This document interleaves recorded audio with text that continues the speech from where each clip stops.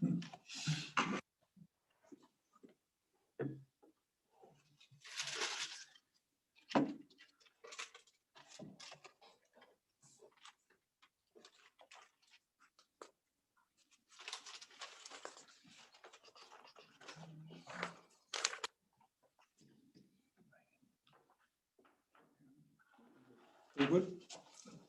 All right, welcome to everybody. I'd just like to declare the extraordinary council meeting of the 26th of October open.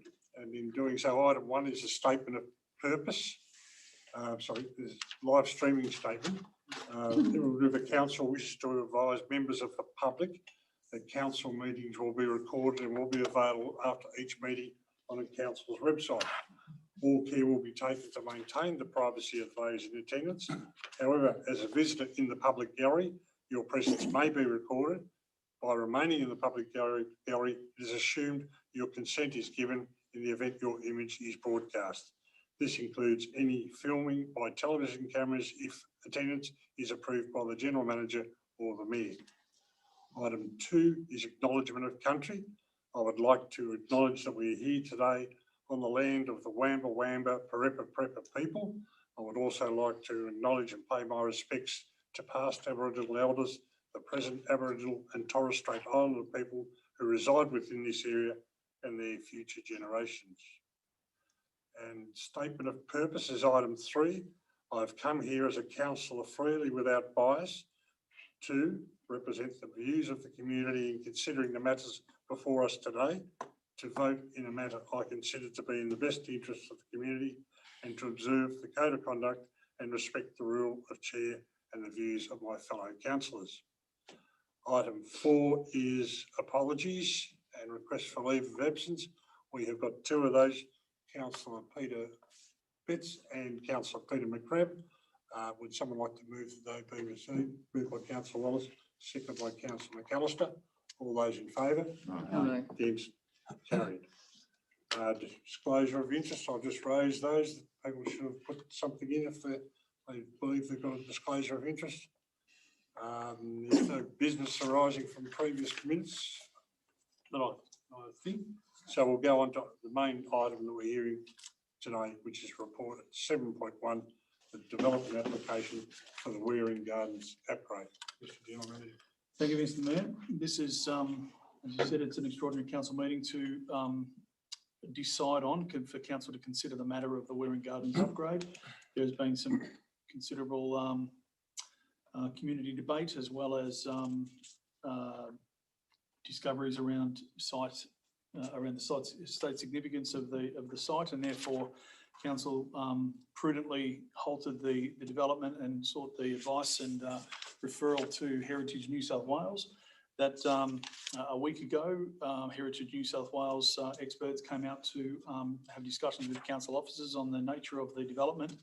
And as a result, council officers have proposed to amend the development application. And it is, as you see, as shown in the report, starting on page 7, there is some amended works proposed under this. Since then, as a referral authority, Heritage New South Wales has considered the amended development application and proposed works, and has since issued on Monday this week a conditions of approval, which means it does not object to the development taking place, and that is in its amended state. So therefore, as a result of that, the council officers have written a report making a recommendation that council approve the development application. Should also add that during this process of the DA, there's been 18 submissions received from members of the community. 15 of those were objecting and 3 of those were in support of the proposed development. I think that wraps it up, Mr. Mayor. Okay. Thank you, Phil. The recommendations there, would someone like to move that recommendation be? I'll move, Mr. Mayor. Moved by Councillor McAllister. I'll second it. Second by Councillor Hall. Any discussion or comments, please? Mover and seconder, would you like to? Oh, look, I think it's been a long drawn out process, and I appreciate the representations have been made, and this isn't the first time, but it's gone through, a lot of community consultation and things like that. And I'm sure now that we have a planning arrangement around the gardens in place. So I think that's a start. Not sure whether the planning arrangements were in place before, and if they were, we would have been aware of them. But it's a bit like the state listing. We went through a lot of consultation with that, and it still didn't turn up until the last moment. So I think we should move forward and get the gardens finished for Christmas and make sure that we have a plan for the future. Councillor Hall. Look, just to Mr. Mayor, first I concur with what Councillor said. Look, there's no one more passionate about St Eloquent than I am, I tell you, and I'll stand corrected on that. I love this town immensely. I love the Cleary Gardens.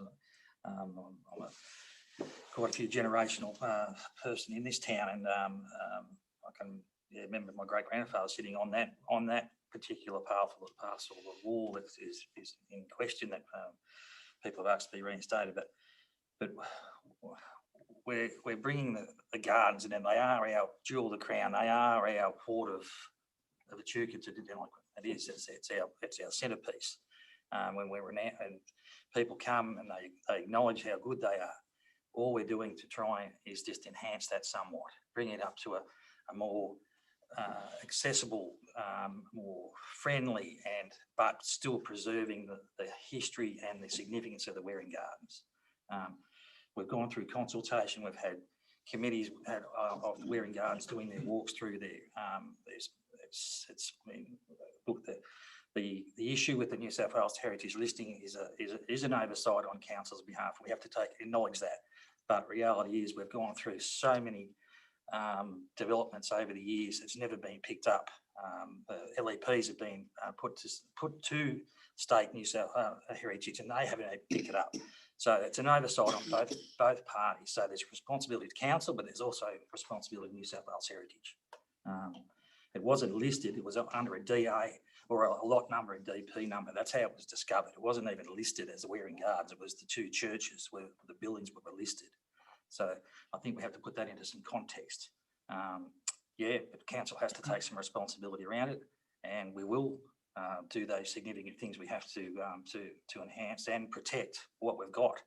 But over the years, the Waring Garden has evolved. It has had things done to it to make it even better than it was 10, 20, 40, 50, 60 years ago. Things have changed. Things will change, but we still have to preserve, no question. But there is a time and a place to bring things forward to where we are now, and for our kids and their kids to enjoy it just as much as we have. And I think that will happen with this plan.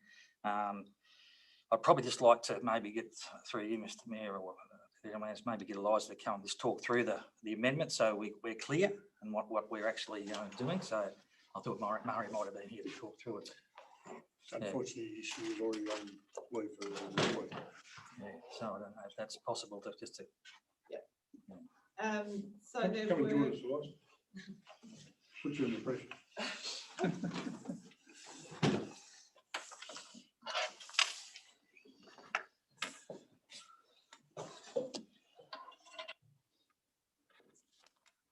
So as a result of both the submissions received and the consultation with Heritage New South Wales in regard to the master plan that was approved back in 2018, there were some modifications made in the last week to the plan.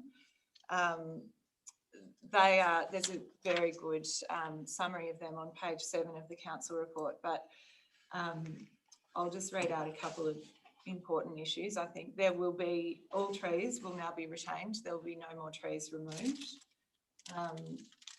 There will be a rose garden retained on the Cressy Street side.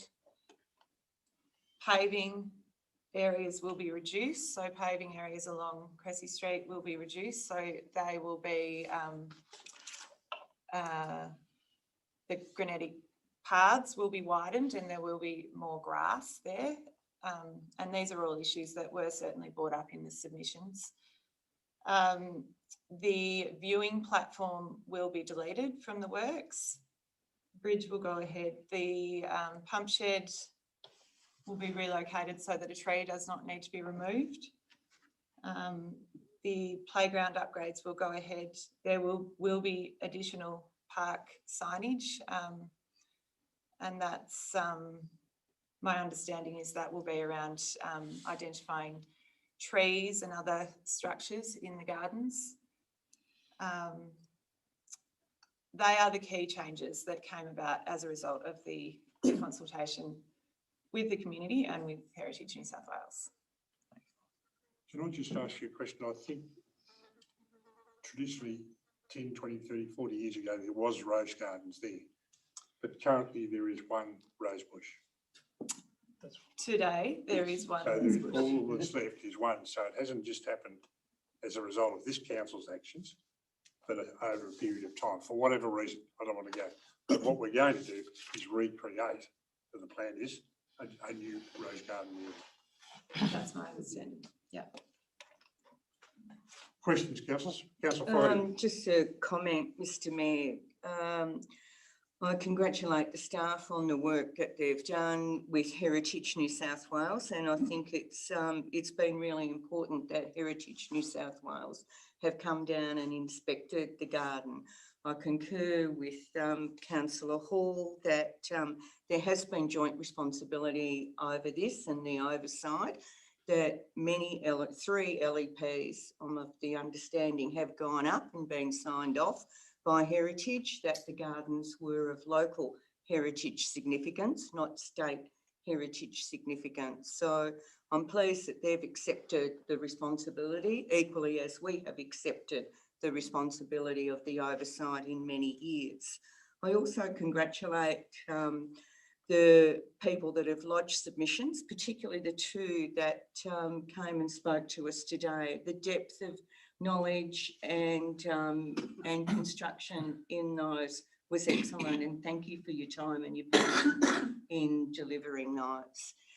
I also believe that there has been significant consultation, and certainly in my conversations with people of the community, I'm of the opinion that most people are keen to see the works as now proposed go ahead.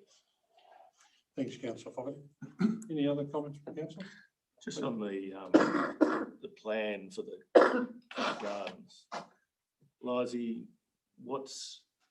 we have one in place now, so what's the process for keeping that updated and sort of working, making sure that it's developed in the context of the gardens, essentially? Well, going forward, now that it is a state listing, any works will either need to go through Heritage New South Wales through a DA process, or we need to apply to Heritage New South Wales for an exemption. There are a few maintenance issues, I understand, that are exempt from that process, but generally speaking, Heritage New South Wales will be involved in any works going forward. I just think we probably need to state for the gallery here as well, the people who came down from Heritage New South Wales, two were from Sydney, of senior management within the Heritage New South Wales, as well as the local Southern Area Regional Manager, I think, Stephen Meredith. So it wasn't just a minor junior from Heritage New South Wales. They were quite significant, and they were very keen to see a way forward, I think, which is very encouraging. Any other questions or comments, councillors? All happy?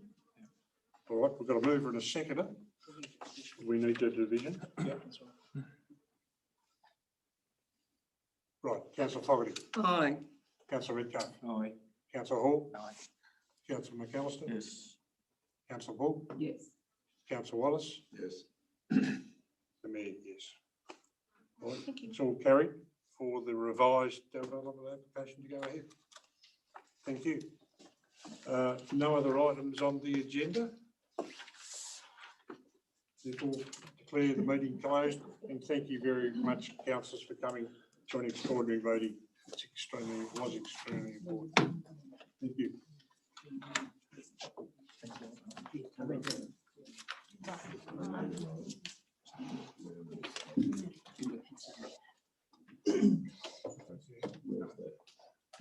Across the street.